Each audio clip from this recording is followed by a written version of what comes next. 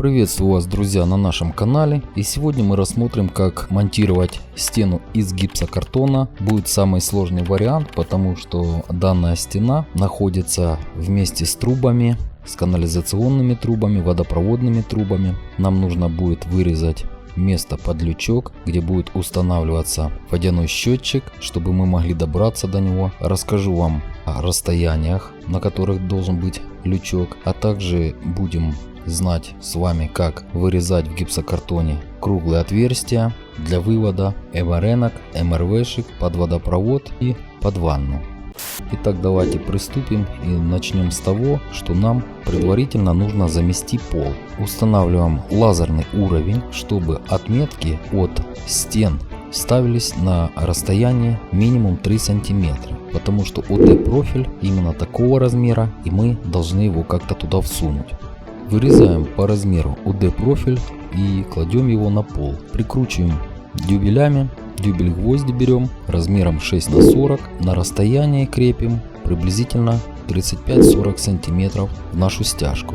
Забыл сказать, что все места лазерного уровня на стенах, на потолке и на полу мы предварительно размечаем карандашом, чтобы уровень, когда мы уберем лазерный, у нас было все видно, где будет какой профиль. Лазерный уровень придется часто переносить с места на место, чтобы нам ярче было видно, где наши отметки для профилей на стенах, на потолке и на полу. Поэтому мы и размечаем. Как мы и говорили в первой части, у нас не было возможности сделать сначала стяжку, а потом стены, потому что у нас балка лежала внизу, и мы приняли решение прикрутить наш начальный УД профиль для первой стены именно в эту балку. На данном же этапе балки этой у нас нет, мы ее просто залили с этой стороны, и получается, что мы теперь прикручиваемся непосредственно в половую стяжку.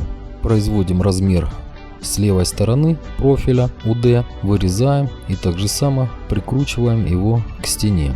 УД профиль, который находится в половой части, и УД профиль, который находится на стене, мы скрепляем пресс-шайбой, как это было рассказано в прошлом ролике. Далее так же само мы прикручиваем в потолочную часть профиль УД, так же само как на пол, так прикручиваем и к потолку. К гипсокартону профиль мы прикручиваем непосредственно через гипсокартон одну УДшку в другую, чтобы было крепко. Нельзя крепить УД профиль только к гипсокартону, он держаться не будет. Саморезы рано или поздно разболтаются, и просто это будет неэффективное крепление к стене. Поэтому обязательно скрепляем УД профиль через гипсокартон к такому же УД профилю на перпендикулярной стене. Если такое не получается, а такое возможно, то тогда мы поперек ставим профиля короткие на готовой стене предварительно, чтобы мы могли вкрутиться в эти профиля. На следующем этапе нам нужно вставить CD профиль.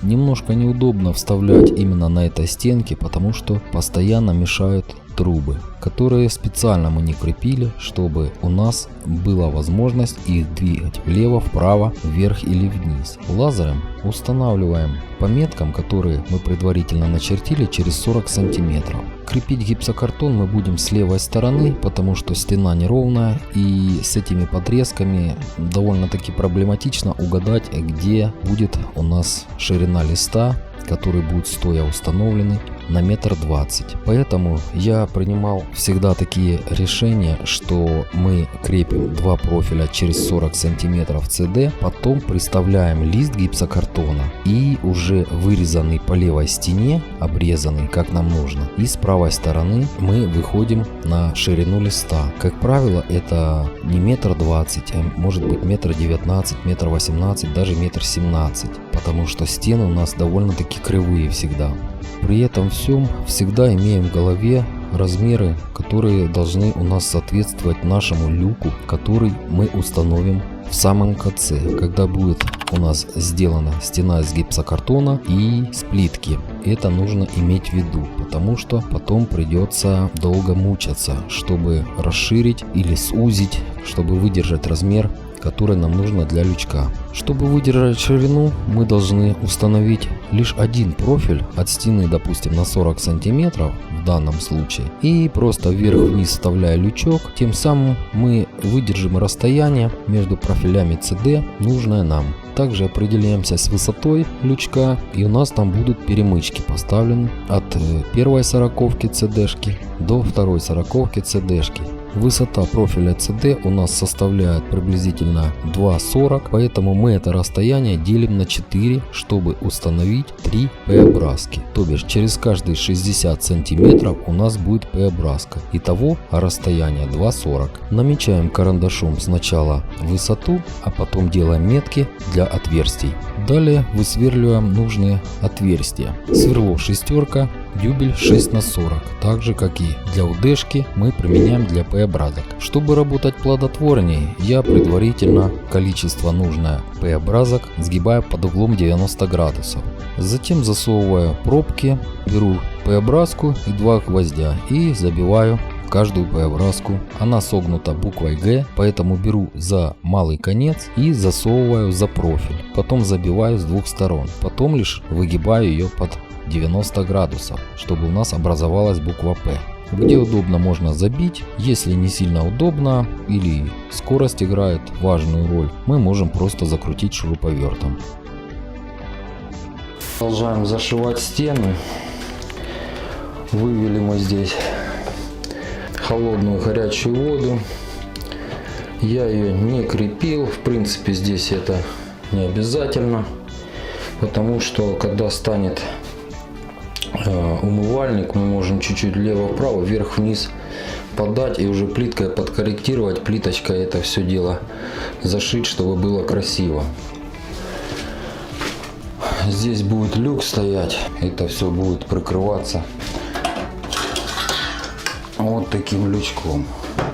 Ну, я предварительно вырезал, чтобы люк помещался сюда, чуть-чуть больше взял, тут он плотно заходит так, но заходит. Вот, потом мы посмотрим, как плитка влево-вправо, чтобы там бывает, что узенький кусочек надо резать. Возможно, мы сместим вверх или вниз. Можно, в принципе, сделать вот такое окно небольшое, как бы, чтобы потом двигать и красиво было по плитке. Так, здесь у нас будет розетка. Опять-таки, розетку я не делаю ввиду того, что может плитка, допустим,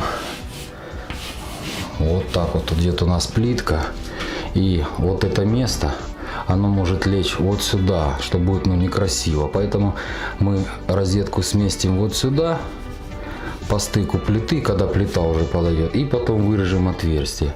Либо же сюда, либо же сюда, либо же сюда. Ну, как-то красиво сделаем, посмотрим. Посмотрим, чтобы не было такого, что она ложится, розетка, немножко некрасиво. Так, здесь мы поставили 2 перемычки. Лист я резал, потому что тяжело его заносить в ванну. Здесь я поставил 2 перемычки. Здесь будет вешаться у нас наше зеркало. Как мы вырезаем вот эти вот дела, как мы это все замеряем. Сейчас я возьму рулетку и покажу. Мы берем от края стены и замеряем, вот в данном случае 90 на 98. И так же самое здесь замеряем. Тут плохо видно сверху, 42 на 46. И вырезаем и попадаем просто сюда. Эти же отверстия, это у нас уже под ванну. Мы берем вот это расстояние 10 на 15, 25 на 30 и аналогично от пола. И вырезаем вот такие отверстия. Здесь я отступил еще сантиметр от стены, укрепил профиль прямо на стене и к нему прикрутил буквально 25-ми саморезами. И теперь все держится хорошо. Так, и здесь у нас будет душ наш, лейка наша. Тоже укрепил и отметил, где она находится, на какой высоте. То есть здесь была старая Так как пол опустился немножко, мы ее сместили тоже на 5 сантиметров. Там небольшой косячок вышел, неправильно вырезал. Ну, это не критично. Сейчас оно гипсом перекроется и плиткой, и там ничего видно не будет. Ну, все бывает. Здесь вырезали вентиляцию нашу. Особенности стены, вот очень кривая стена, особенно вот здесь внизу видно. Лист я не подгонял, это все перекроется металлом потом. Но выходит так, что если бы наверх, если бы я не делил этот кусок, наверх бы у меня вышло очень много. Около 3-4 сантиметров разница. То есть выступающая точка вот на этом уровне, то есть она идет, стена вот так бугром. И получается там вот был бы косяк. Вот сейчас там отходит где-то полсантиметра. Это я вот этот отрезок листа кинул вверх и сместил влево.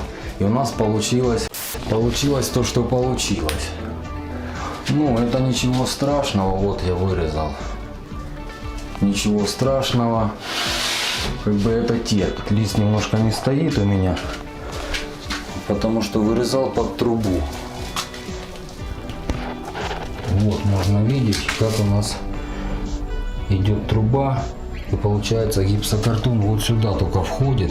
Дальше он не может входить, труба не дает. Но чтобы ее не напрягать, чтобы гипс не касался, мы срезали вот до этих пор. И получается у нас лист вот такой вот формы. Ну, приступаем дальше к окончательной фазе монтажа стены гипсокартоном. Сейчас уложим минвату сюда. В этих местах минвата просто разрывается и одевается прям на вот эти заглушки. Итак, поехали. Засовываем аккуратно вату, прикладываем наш лист и производим прикручивание гипсокартона к профилям. Выдерживаем 20-25 сантиметров между саморезами, как было это сказано в прошлом ролике, и заканчиваем вторую стену. Кстати, друзья, кто хочет посмотреть первую часть, ссылка находится в описании и в правом верхнем углу в подсказке. Так, закрепили эту стену.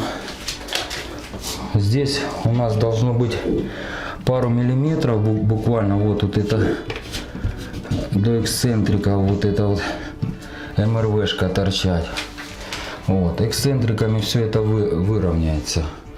Здесь мы предварительно обозначили, у нас профиль внизу вверху идет, а здесь у нас обозначили, вот так идут поперек трубы, чтобы не попасть саморезом в трубу, так как она идет за подлицо с УД профилем.